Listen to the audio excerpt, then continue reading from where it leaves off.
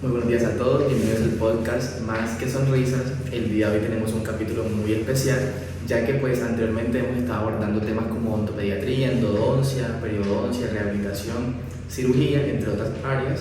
Y pues el día de hoy tenemos, como les digo, un capítulo muy especial en el cual vamos a hablar de cómo manejar un paciente geriátrico.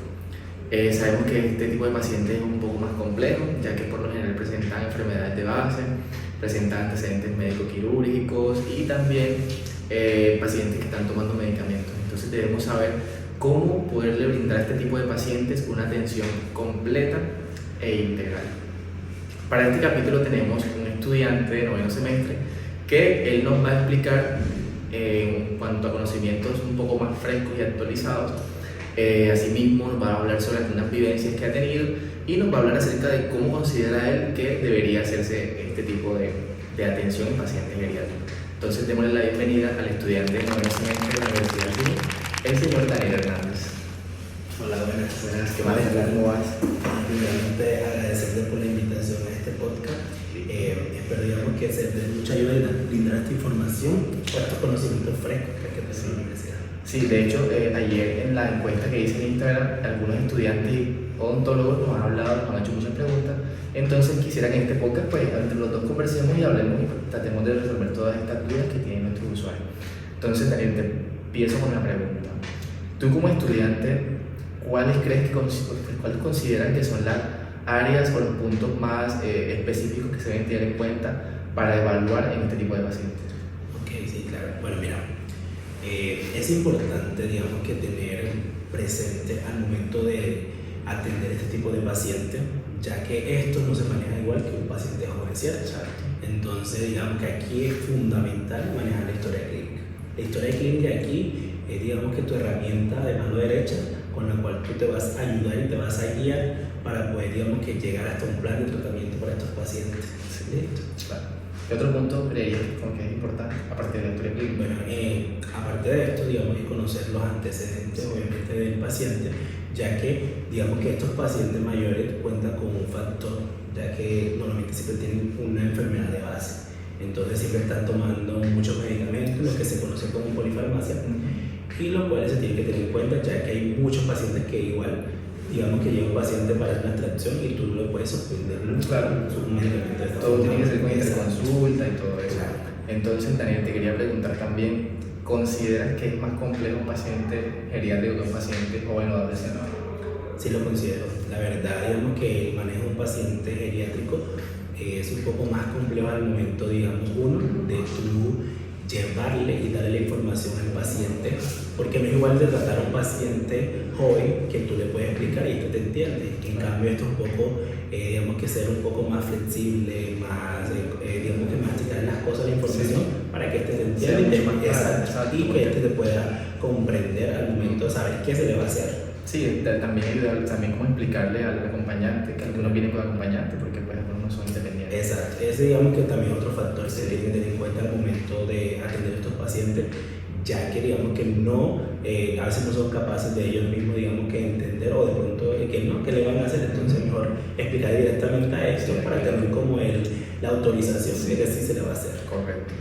Daniel, tú como estudiante, ¿qué vivencia o qué experiencia has tenido acerca de algún paciente que hayas abordado de manera integral, que le hayas hecho, que lo hayas pasado por varias clínicas?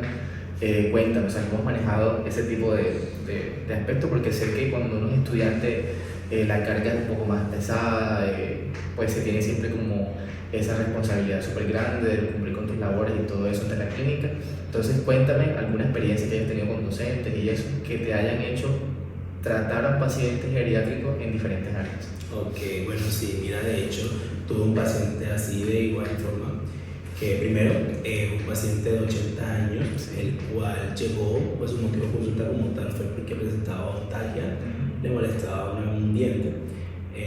Pues primero, claramente la historia clínica.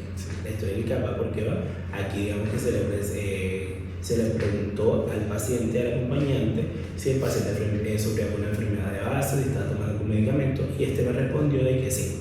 El paciente actualmente estaba diagnosticado con diabetes tipo 2, el cual estaba tomando un medicamento como la metformina, y también estaba anticoagulado, ya que hace 2 años él me comentó que él había sido presentado una fibrilación auricular y que estaba tomando aspirina. Sí, o sea, pienso que ese punto de la anticoagulación siempre es delicado en cuanto a los pacientes pediátricos porque pues es una responsabilidad muy grande y por eso no se puede como suspender directamente porque se necesita una interconsulta con el cardiólogo. De hecho, eso fue lo que se hizo con este paciente, digamos que él venía por una extracción de esa herida que te comenté y pues obviamente le molestaba y no podía retirarse la igual. Entonces, eso es un factor que hay que tener en cuenta porque hay pacientes que vienen a la consulta y quieren una solución así. Entonces, digamos que obviamente no podemos hacer ese tipo de procedimientos sin antes ver cómo está sistemáticamente ese paciente. Claro, de hecho, por lo general, cuando el paciente ya como tal y tiene, pues está como en anticoagulación o algo así, lo ideal siempre es como tratarlo de manera paliativa, o sea, tratar el dolor, obviamente, con un analgésico que se adapte a todas las condiciones que el paciente presente. Y pues, para poder hacer interconsulta, sabemos que pues, son 7 días, 8 días, con anterioridad para poder tratar. Sí, de hecho eso fue lo que se hizo con el paciente, se controló el dolor paulatinamente y se citó nuevamente en 8 días para seguir con el tratamiento. Luego de esto, ya con los resultados en mano, vimos que sí se le podía hacer suspender el medicamento, hacer la extracción.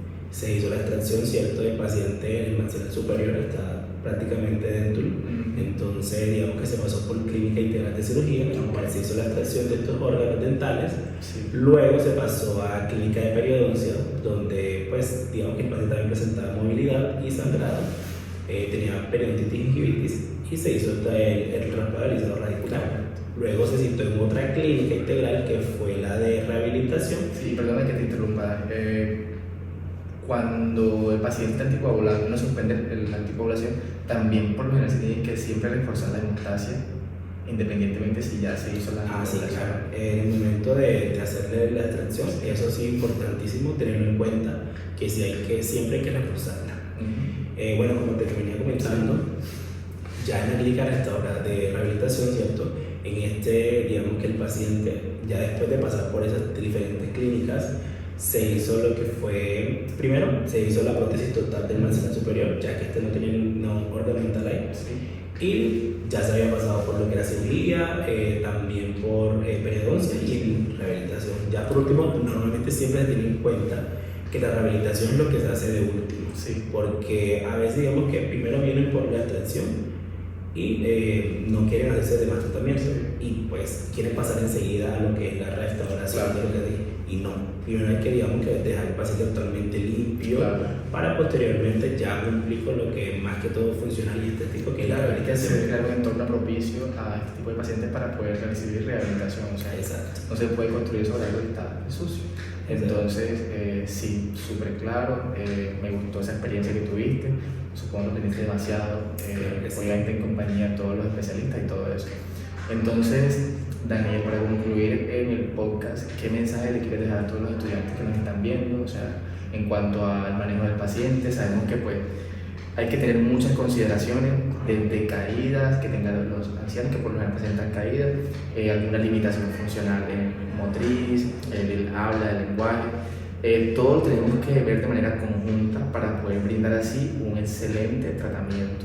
No solo es satisfacer la necesidad con la que el paciente llega, sino que tenemos que brindarle una amplia gama de posibles tratamientos que el paciente requiera, obviamente esto en base a todas las condiciones en las que él esté, para así evitarnos problemas y dar un correcto tratamiento. Entonces, Daniel, por favor, un mensaje que le quieras dar a toda nuestra audiencia. Bueno, sí, digamos que para complementar lo que acabas de decir, porque la verdad tiene mucha razón lo que dices, tenemos que tener claro que al momento de abordar a estos pacientes, sí o sí, no solamente nos vamos a enfocar en lo que requieran. Primero de todo hay que tener en cuenta muy bien la historia clínica completa, ¿cierto?